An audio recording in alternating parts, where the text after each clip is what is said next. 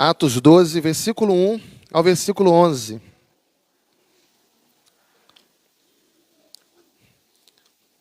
E por aquele tempo mandou o rei Herodes prender alguns da igreja para os maltratar, fazendo passar a fio de espada a Tiago, irmão de João. Vendo ser isso agradável aos judeus, prosseguiu, prendendo também a Pedro, e eram os dias dos pães asmos. Tendo feito prender, lançou-o no cárcere, entregando a 4 escoltas de 4 soldados cada uma, para o guardarem, intencionando apresentá-lo ao povo depois da Páscoa. Pedro, pois, estava guardado no cárcere, mas havia oração incessante a Deus por parte da igreja a favor dele. Quando Herodes estava para apresentá-lo, naquela mesma noite, Pedro dormia entre 2 soldados, acorrentado com 2 cadeias, e sentinelas à porta guardavam o cárcere. Eis, porém, que sobreveio um anjo do Senhor, e uma luz iluminou a prisão. E tocando ele o lado de Pedro, o despertou, dizendo: levanta-te depressa. Então as cadeias caíram-lhes das mãos. Disse-lhe o anjo: cinge-te e calça as sandálias. E ele assim o fez. Disse-lhe mais: põe a capa e segue-me. Então, saindo, o seguia, não sabendo que era real o que se fazia por meio do anjo. Parecia-lhe antes uma visão. Depois de terem passado a primeira e a segunda sentinela, chegaram ao portão de ferro que dava para a cidade, o qual se lhes abriu automaticamente. E saindo, enveredaram por uma rua, e logo adiante o anjo se apartou dele. Então Pedro, caindo em si, disse: agora sei verdadeiramente que o Senhor enviou o seu anjo e me livrou da mão de Herodes e de toda a expectativa do povo judaico. Pai, fala conosco nesta manhã tão preciosa. Sabemos que o Senhor está aqui presente, Pai. O Senhor está com o contrito. O Senhor está com o quebrantado de coração. O Senhor está com aqueles que te buscam. Ó Pai, fala conosco nessa manhã tão preciosa. Que a Tua palavra, ela venha trazer a Tua vontade aos corações. É o que nós te pedimos nesse momento, Pai. Fazendo isso em nome de Jesus. Que todos digam amém. Amém. Glória a Deus. Quando a igreja ora, Deus faz milagre no meio do seu povo. Quando nós nos reunimos aqui, todas as vezes que nos encontramos, nos reunimos em oração, Deus está presente conosco. E onde Deus está, Ele realiza milagres. Onde Deus está, maravilhas acontecem. Deus constantemente, ininterruptamente, inevitavelmente, Ele faz milagres no nosso meio. Em alguns momentos, o milagre dele é um milagre da providência. Ele envia recursos, Ele envia respostas, Ele traz uma solução. Em outros momentos, o milagre de Deus é o milagre da redenção, salvando, redimindo. Ele faz milagres libertando, nos dando livramentos. O nosso Deus é um Deus de milagres. Ele nos protege, Ele nos guarda, Ele provê, Ele traz direção à nossa mente, ao nosso coração, aos nossos olhos. Deus realiza coisas extraordinárias no meio do seu povo, quando a sua igreja se junta para orar. E o versículo-chave desse capítulo é o versículo 5. Vamos ler juntos? Atos 12, versículo 5. Vamos juntos em alta voz? Pedro, pois, estava guardado no cárcere, mas havia oração incessante a Deus por parte da igreja, a favor dele, a favor de Pedro. A igreja orando a favor de Pedro. E eu quero com vocês tirar algumas lições aqui. A primeira lição, ela está clara do versículo 1 ao versículo 4. Está bem clara. Sempre, inevitavelmente, o povo de Deus será odiado e será perseguido pelo mundo. Sempre nós seremos odiados e perseguidos pelo mundo. Existem coisas que nós passamos na nossa vida, existem coisas que nós enfrentamos na nossa vida, que nós só passamos porque nós estamos ligados a Cristo. Porque estamos na presença de Deus. Existem situações, dificuldades que nós passamos, que se nós estivéssemos no mundo, fazendo a vontade do maligno, nós não passaríamos. Mas passamos por estar na presença de Deus e somos perseguidos por isso. Simplesmente por sermos a igreja de Deus, o povo de Deus. Se não fôssemos a igreja de Deus, não passaríamos por muitas privações, sofrimentos que nós passamos hoje. João capítulo 15, versículo 17. Jesus disse: isso vos mando, que vos ameis uns aos outros. Se o mundo vos odeia, sabeis que primeiro de que a vós outros, me odiou a mim. João 15, 19. Se vós fosseis do mundo, o mundo amaria o que era seu. Como todavia não sois do mundo, pelo contrário, dele vos escolhi. Por isso o mundo vos odeia. Lembrai-vos da palavra que eu vos disse. Não é o servo maior que o seu senhor? Se perseguiram a mim, perseguirão a vós outros. Se guardaram a minha palavra, também guardarão a vós. Qual é o contexto aqui do capítulo 11 de Atos? A igreja está crescendo. A igreja de Antioquia. Essa igreja é liderada por Barnabé. Paulo está saindo do obscurantismo e ele vai ser usado para a glória de Deus, para ser o maior apóstolo entre os gentios. A igreja está avançando, a igreja está conquistando, a igreja está crescendo, a igreja aqui está prevalecendo. Mas aí entra em cena um imperador chamado Herodes Antipas, neto de Herodes o Grande. E ele resolveu, aqui no versículo 1, prender alguns da igreja para os maltratar. Deixa a sua Bíblia aberta em Atos 12, para que a gente acompanhe versículo por versículo até o fim. Então, o texto diz que ele prendeu alguns da igreja para os maltratar. Nós sabemos que as portas do inferno não prevalecerão contra a igreja do Senhor. Significa que o diabo não pode destruir a igreja do Senhor, mas ele pode maltratar. Ele pode retalhar. Ele pode atirar os seus dardos inflamáveis contra o povo de Deus, contra a igreja de Deus. Ele pode maltratar a igreja. E é isso que nós lemos aqui. Ele resolveu de prender alguns da igreja, diz no versículo 1, para os maltratar. Quem fez isso? O imperador Herodes. Herodes é a figura de Faraó. Herodes é a figura dos imperadores romanos. Herodes figura aqui o próprio Satanás. E é interessante, nesse texto, que o diabo ele vai usar exatamente a estratégia do Império Romano. Exatamente a estratégia do Império Romano. Que é qual? Quando resolve maltratar a igreja, ele pega a liderança da igreja. A estratégia do Império Romano é essa. É atingir os cabeças. E é exatamente o que está acontecendo aqui. Tensionando maltratar a igreja, eles vão atingir, no primeiro momento, os líderes da igreja. E é isso que o diabo faz. Quando o diabo tenta atacar a igreja, ele vai começar pela liderança da igreja. Quando o diabo resolver atacar a igreja, ele vai começar pelo líder de louvor. Ele vai começar pelo líder da música. Ele vai tentar atingir os diáconos da igreja. Ele vai tentar atingir o pastor da igreja. Ele vai tentar atingir a nossa família. Porque a estratégia dele é enfraquecer os fundamentos, a estrutura. Enfraquecer os cabeças, para, consequentemente, atingir toda a igreja.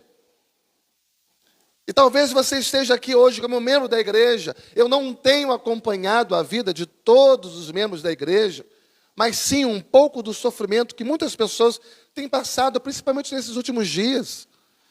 A gente tem 20 famílias, pelo menos, que estão sofrendo com pessoas dentro de casa adoecidos. Tivemos um luto há poucos dias, hoje pela manhã, outro, marido de uma irmã, de uma senhora, que nós temos aqui.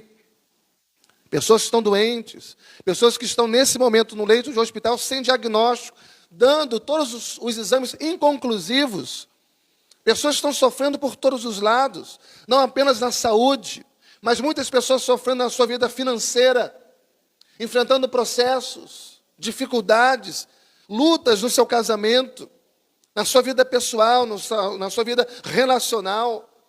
Pessoas enfrentando problemas gravíssimos com relação ao sustento, à providência.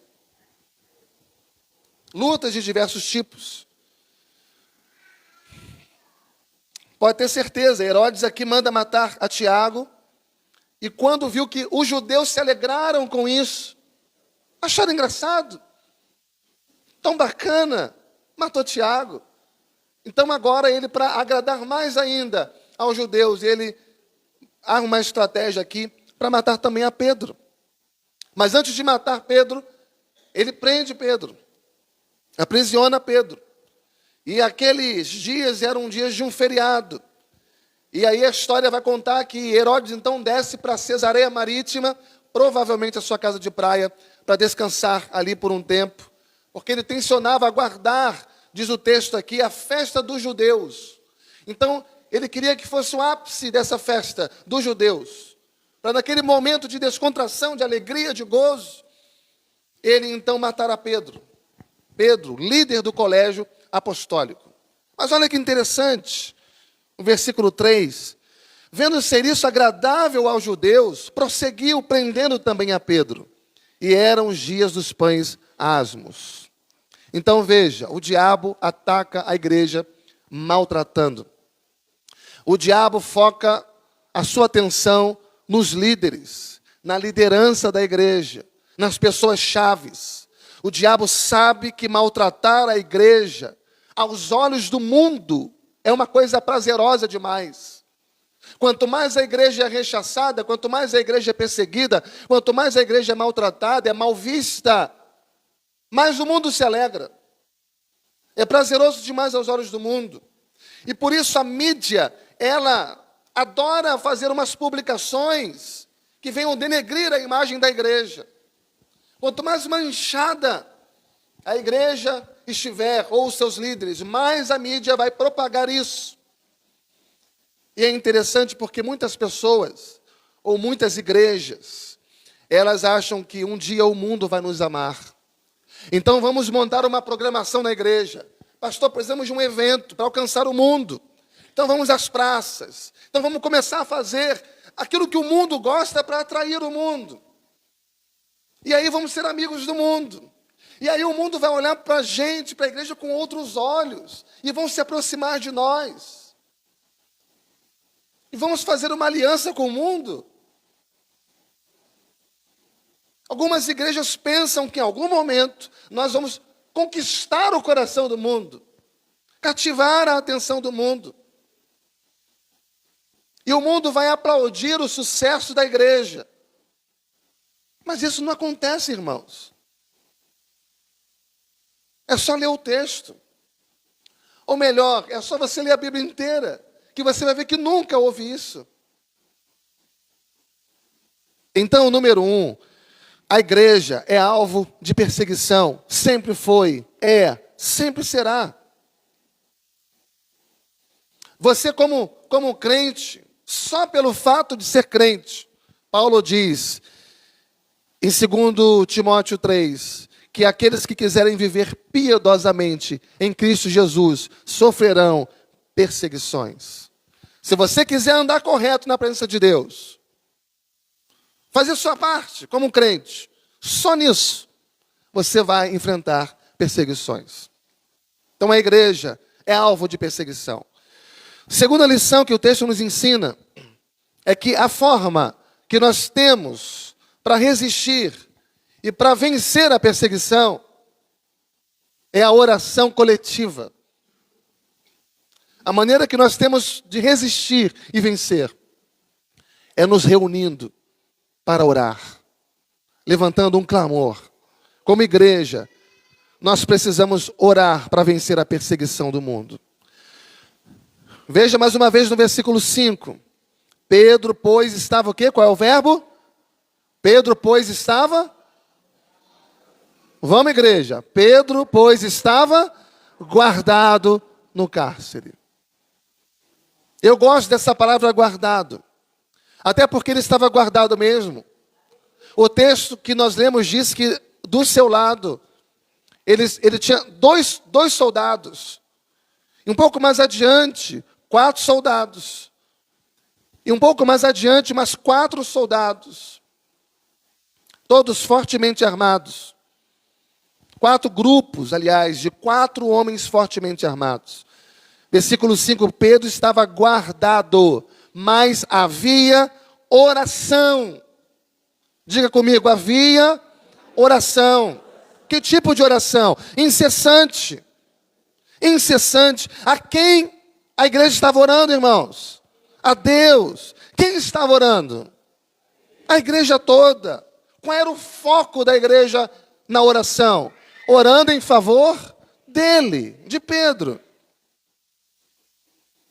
Se a gente pegar a relação dos irmãos que estão sofrendo, próximos de nós, ou até mesmo nós, sofrendo perseguições, passando por lutas, por apertos, por momentos inimagináveis. Então nós pegamos a relação desses irmãos da nossa igreja e criamos então o hábito de orarmos incessantemente, como diz o texto, para que Deus nos proteja, para que Deus nos livre, para que Deus nos liberte. Charles Spurgeon, ele disse que há um poder que emana dos céus, quando a igreja se une em oração pelas suas causas. Há um poder que é derramado dos céus, os céus se abrem, Deus manifesta a glória dele, principalmente nas causas impossíveis. E é interessante que Deus derrota Satanás por meio de uma igreja que ora. Deus derrota Satanás por meio de uma igreja que ora. É por isso que tanta gente, quando enfrenta dificuldades e lutas, a primeira coisa que elas fazem, elas param de orar.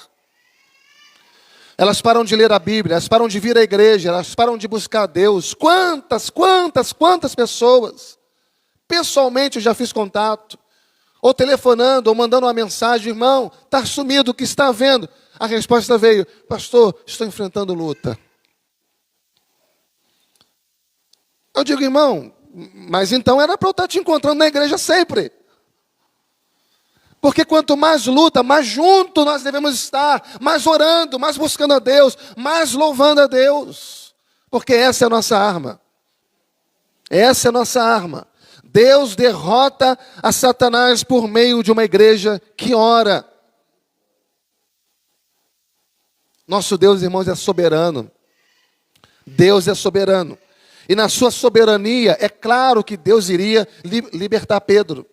Na sua soberania, Pedro não ia morrer. Não ia morrer. Mas para libertar Pedro, ele põe a igreja para orar. Ele põe a igreja para orar. Deus predestina os fins, mas também ele predestina os meios. Então é assim que Deus faz, olha, eu vou tratar aqui, mas eu quero desta forma. E a maneira que Deus resolveu dar vitória à igreja é através da oração. É claro que Deus pode dar vitória à igreja de tantas outras formas, mas Ele decidiu ser através da oração. Através da busca, da consagração. É claro que Deus pode dar vitória a você de tantas outras formas, como já deu. Deus já fez coisas na sua vida que você nem percebeu. Deus já trouxe livramento, vitória, bênção para você sem você pedir. Deus já fez coisas por você sem você orar. E por mais que você resolva não orar mais, nunca mais, Deus é capaz de abençoar você ainda. Mas existem coisas que Deus só vai fazer na sua vida se você orar. Quanto você estabelecer uma rotina de preguiça de oração, ou até mesmo de omissão à oração, você vai passar a sua vida inteira frustrado. Você vai pensar, por que eu vou à igreja e nunca acontece? Por que eu estou com os irmãos e nunca acontece? Eu estou na igreja junto com os irmãos lá na oração, eu estou lá na igreja lendo a Bíblia, mas quando você volta para a sua rotina, para aquilo que de fato é a sua vida com Deus, há negligências. Então não vale na vida cristã passar a sua vida escorado na oração do povo. Quando você precisa ter uma postura de oração também. Escorado nos cânticos da igreja.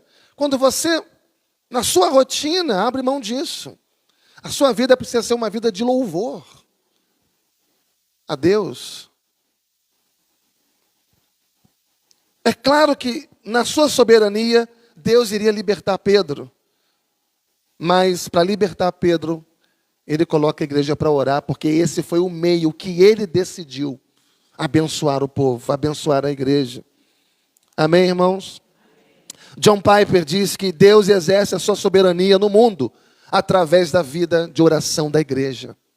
Deus exerce a sua soberania no mundo através da vida de oração da igreja. Ou seja, quando a igreja ora, Deus intervém.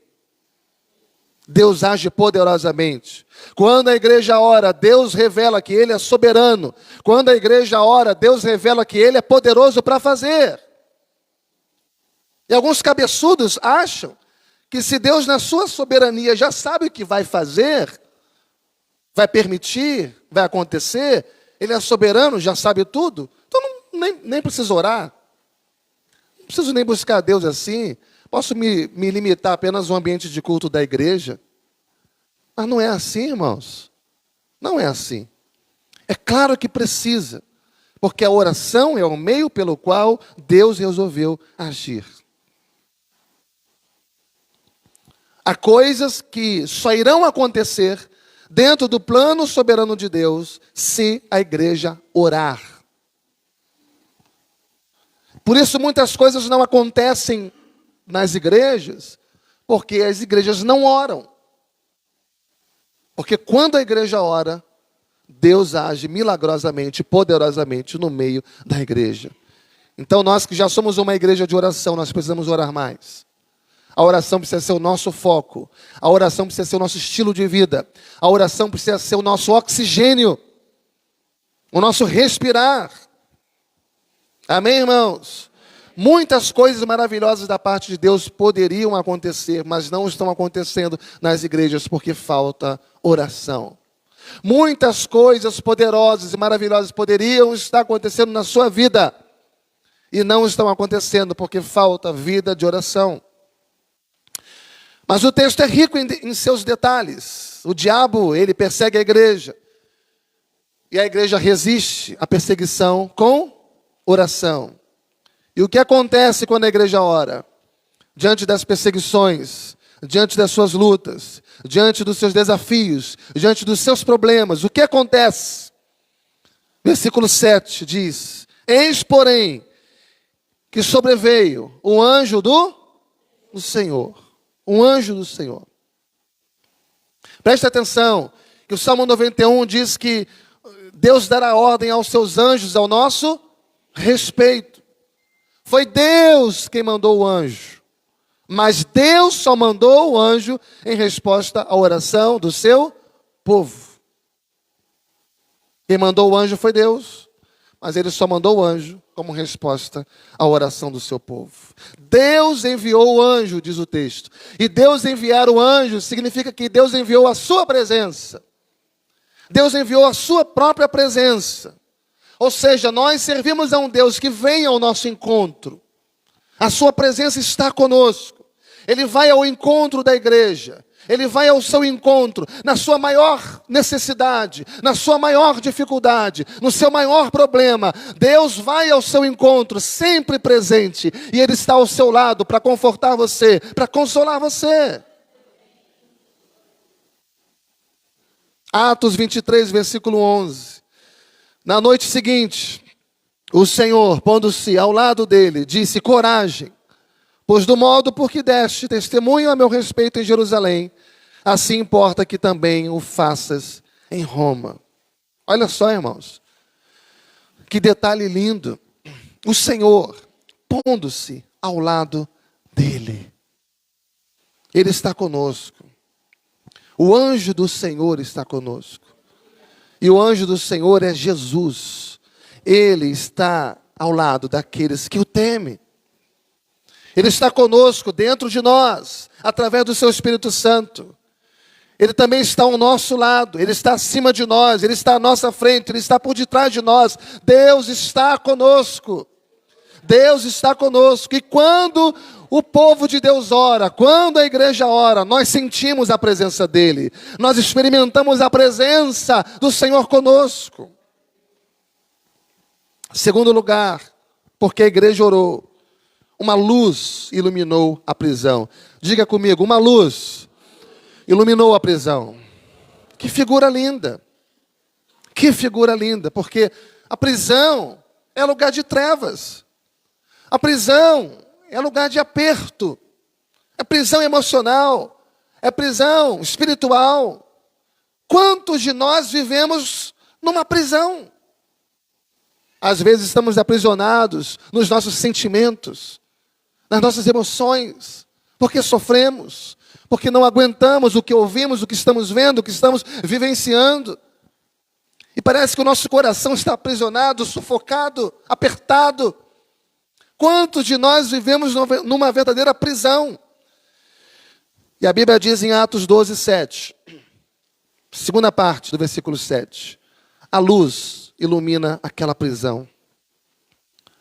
Quando a igreja orar, você pode estar no meio de um problema. Quando a igreja orar, você pode estar no meio de uma situação complicada. Mas quando a igreja orar, Deus derrama luz sobre a igreja. Deus derrama luz sobre você. A igreja estava orando. E a luz, uma luz, entrou naquela prisão. Sabe por quê, irmãos? A Bíblia diz que o caminho do justo é como a luz da aurora, que vai brilhando dia a dia, até ser dia perfeito. O choro pode durar uma noite, mas a alegria vem pela luz do amanhecer. Pela luz do amanhecer. Então, segundo lugar, quando a igreja ora, Deus derrama luz nas nossas trevas. Amém, irmãos? Terceiro lugar, quando a igreja ora, Deus nos toca. Deus nos desperta. Veja ainda no versículo 7, Atos 12, versículo 7, segunda parte ainda, e tocando. Quais são os verbos aí? Tocando e despertou. E tocando ele ao lado de Pedro, o despertou. Engraçado que antes de tocar, a luz veio. A luz veio para despertá-lo, mas não despertou. Então ele precisou ser tocado para despertar. E muitas vezes estamos passando por lutas, muitas vezes estamos passando por provações, e Deus está nos tocando, e Deus está nos despertando para as realidades espirituais. Muitas vezes Deus tem que nos tocar, muitas vezes Deus tem que nos sacudir, muitas vezes Deus tem que nos despertar para as realidades espirituais. Deus tem que nos sacudir para nos dar um choque de realidade espiritual. E muitas vezes as sacudidas de Deus na nossa vida é que nos leva aos seus pés, é que nos leva à oração, ao jejum, a buscá-lo com intensidade, com fervor de coração. Deus está mostrando o quanto eu e você dependemos dEle, e por isso Ele nos sacode, nos desperta, para mostrar para você que antes você dependia de si mesmo, da sua capacidade, da sua inteligência, do teu salário, do teu bolso, das suas artimanhas, mas aquilo não deu em nada. Então Ele permite situações acontecerem para te tocar, para te despertar, para você aprender que você depende totalmente dEle na sua vida. E por isso Ele nos toca. E Ele vai no nosso ponto fraco, mas para nos despertar. Mas não somente isso, Deus nos levanta. Diga comigo, Deus nos levanta. Qual é a ordem que Deus dá aí? Levanta-te depressa. Levanta-te depressa. O nosso Deus é um Deus que nos levanta. O nosso Deus é o Deus que levanta o abatido. O nosso Deus é o Deus que levanta o abatido. Porque a nossa tendência nas dificuldades da vida é nos abater. Quando as pressões vêm, quando nós não conseguimos administrar aquilo que acontece, ou quando a gente já está cansado de lutar com aquilo, e as forças nos faltam, Deus nos levanta, Deus nos fortalece, Deus nos sustenta. A nossa tendência diante dos problemas da vida é debruçar. A nossa tendência nas lutas da vida é sentar, não é avançar, não é correr, não é conquistar, mas é deitar, é cair.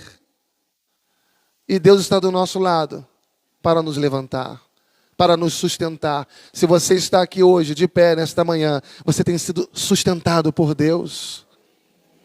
Deus sustenta o seu povo.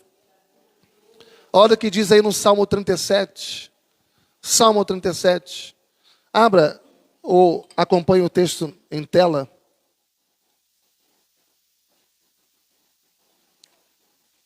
Versículo 23 e 24.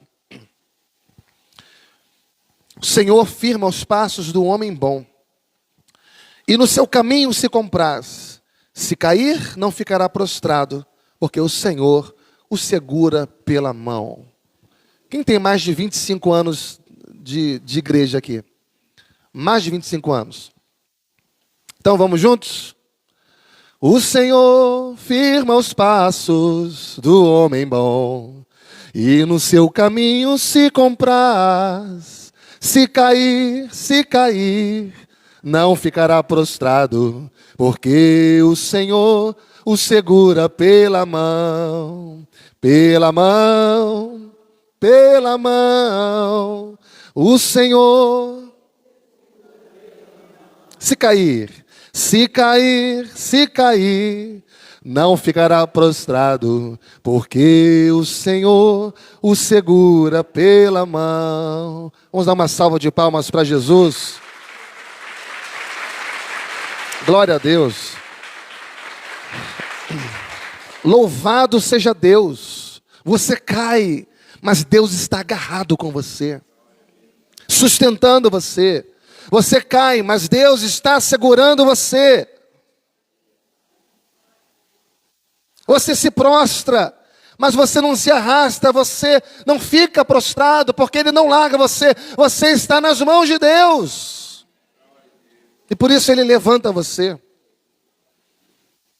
É como aquela criança que está andando com o seu pai, e de repente ela tropeça, mas o seu pai logo o sustenta pela mão, e aquela criança se recompõe. Assim somos nós, quando andamos de mãos dadas com o nosso Pai Celestial. Mas há mais detalhe nesse texto. Quando ele diz, levanta depressa.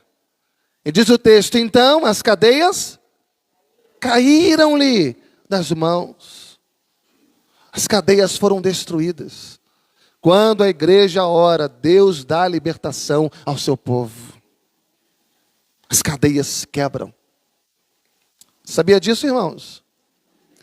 As cadeias que nos prendem, as cadeias que nos oprimem, as situações mais difíceis que nós passamos da nossa vida, quando a igreja ora, Deus manda a libertação. O Espírito do Senhor está sobre mim, porque o Senhor me ungiu a proclamar libertação a todos os que estão cativos. Cativos. Ou seja, Ele é o nosso libertador. Ele é o nosso redentor. Não há situação na nossa vida problemática, não há nenhum tipo de grilhão que possa prender você. Você precisa se conscientizar disso. Você não está mais aprisionado às garras de Satanás, porque às vezes a gente vive como se estivéssemos. Como se estivesse. Mas não há grilhão que possa prender você mais. Não há nenhum vício. Você não está preso aos vícios. Você não está preso ao pecado. Você não está preso a Satanás. Porque você foi liberto pelo Senhor Jesus. Ele é poderoso. Ele é o nosso libertador. Conscientize-se disso. Eu sou mais do que vencedor em Cristo Jesus. Eu sou livre em Cristo Jesus. Porque Satanás às vezes tenta soprar no nosso ouvido que nós estamos amarrados a certas circunstâncias, a certas pessoas, a certas situações, mas ele é mentiroso. Porque nós somos libertos por Jesus. Nós não somos mais escravos de nada. Se somos escravos de alguma coisa, é da graça de Deus. Isso é um prazer para nós. Um prazer para nós. O versículo 8, disse-lhe o anjo, cinge-te e calça as sandálias. E ele assim o fez. Disse-lhe mais, põe a capa e segue-me. Levanta depressa. Põe a tua roupa, põe um calçado nos pés. Você vai sair desse lugar que te aprisiona. E o que Deus está fazendo ali? Está dando uma direção a ele. Está conduzindo. Quando a igreja ora, Deus dá direção. Fala comigo, quando a igreja ora, Deus dá direção. Direção para que a gente saia da prisão. Direção para que a gente vença a tribulação. Direção para que a gente vença a provação, a perseguição.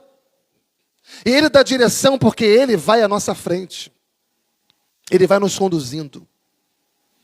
Ele vai iluminando os nossos passos, o nosso caminhar. E uma das coisas mais lindas desse texto, eu não sabia que portão automático era tão antigo. Não sabia que portão automático era coisa tão antiga assim. Olha o que diz aí em Atos 12, 10. Segunda partezinha do versículo 10. Diz que quando ele chegou lá, o portão se abriu. Vamos juntos? O portão se abriu automaticamente. Quando a igreja ora, Deus dá direção ao seu povo. E Deus abre portas de forma automática. Deus abre porta onde nem porta tem. Deus faz acontecer onde não está acontecendo. Deus abre portas automaticamente. Louvado seja Deus por isso, irmãos. Eu e você não podemos ser prisioneiros de sofrimentos. Eu e você não podemos ser prisioneiros de pecados. Nós não podemos ser prisioneiros de vícios. Nós não podemos ser prisioneiros de nada. A palavra de Deus diz, se o Filho vos libertar, verdadeiramente sereis livres. E aí, meus amados irmãos, o texto é maravilhoso. No final do versículo 10, saindo, enveredaram por uma rua, e logo adiante o anjo se apartou dele. Os milagres da nossa vida foi Deus que fez. Os milagres que você tem contabilizado até hoje foi Deus que fez. Porque se não foi Deus que fez, não foi milagre. A melhor coisa na minha vida, ouça isso com toda a sua atenção. A melhor coisa da minha vida, a melhor coisa da sua vida, da nossa vida, na nossa experiência como crentes, a melhor coisa na nossa experiência como servos de Deus, ouça isso, é saber que aquilo que eu tenho, aquilo que eu consegui, aquilo que eu conquistei, foi Deus que fez, não foi eu. Tudo vem de Deus e volta para Deus como forma de consagração a Ele. Porque dele, por ele e para ele são todas as coisas. Foi Deus que fez. Tudo que eu tenho veio de Deus. Tudo que eu sou veio de Deus. Tudo que eu conquistei foi Deus. Versículo 11. Então Pedro, caindo em si, disse: agora sei verdadeiramente que o Senhor enviou o seu anjo e me livrou da mão de Herodes e de toda a expectativa do povo judaico. O povo judaico já estava assim, ó. Já foi Tiago, o próximo é Pedro. E Deus então o livra da mão de Herodes e de toda a expectativa do povo judaico. Ele diz verdadeiramente, eu sei que foi o Senhor que me livrou. Foi o Senhor. E Pedro, Atos 12, 12. Considerando a sua situação, vai para a casa de Maria, de João. Esse aqui é o João Marcos que escreveu o Evangelho. Onde muitas pessoas estavam congregadas e oravam. Diz o texto que quando ele bateu o postigo do portão, veio uma criada chamada Rode, ou Rod, ver quem era. Reconhecendo a voz, diga comigo, reconhecendo a voz. Reconhecendo a voz de Pedro, tão alegre ficou, que nem o fez entrar, mas voltou correndo para anunciar que Pedro estava junto do portão. Eu gosto dessa menina. Rod é uma serva de Deus, é uma menina crente. Veja que primeiro ela reconheceu a voz de Pedro. Segundo o texto diz que ela foi tomada por uma grande alegria e começou a gritar: é Pedro, é Pedro. Pedro está aqui. Ela nos traz lição, irmãos. Porque tem coisas na nossa vida que a gente demora a acreditar. Tem coisas na nossa vida que a gente demora a acreditar. Será que isso é verdade mesmo? Ou será que isso é um sonho? Belisca aqui para ver se eu estou sonhando. Versículo 17. Ele, porém, fazendo-lhe sinal com a mão para que se calasse, contou-lhes como o Senhor o tirara da prisão. Quem tirou? O Senhor. Estou dando testemunho aqui para vocês que estavam orando por mim. Obrigado por todos vocês, por toda a igreja reunida. Vocês estavam orando por mim. E eu quero testemunhar para vocês. Deus respondeu à oração de vocês. Louvado seja o nome do Senhor. Deus respondeu. Diga comigo, Deus respondeu. E esse texto é maravilhoso porque ele diz assim no final do versículo 17. E saindo, retirou-se para outro lugar. Retirou-se para outro lugar, Pedro. E agora o Espírito Santo tira Pedro de cena. Porque agora, quem vai entrar em cena é o apóstolo Paulo. E ninguém mais sabe, a partir daqui, no registro de Lucas e do Novo Testamento, para onde ele foi. Mas o texto termina no versículo 21 ao 24. Em dia designado, Herodes, vestido de traje real, assentado no trono, dirigiu-lhes a palavra. E o povo clamava: é voz de um Deus, é voz de um Deus, e não de homem. Mas no mesmo instante, o anjo do Senhor o feriu, por ele não haver dado glória a Deus. E comido de vermes, expirou. Entretanto, a palavra do Senhor crescia e se multiplicava. Louvado seja Deus. Louvado seja Deus. Vamos orar como igreja? Vamos orar pelas nossas lutas, irmãos? Amém, irmãos? Alguém aqui tem luta ou não?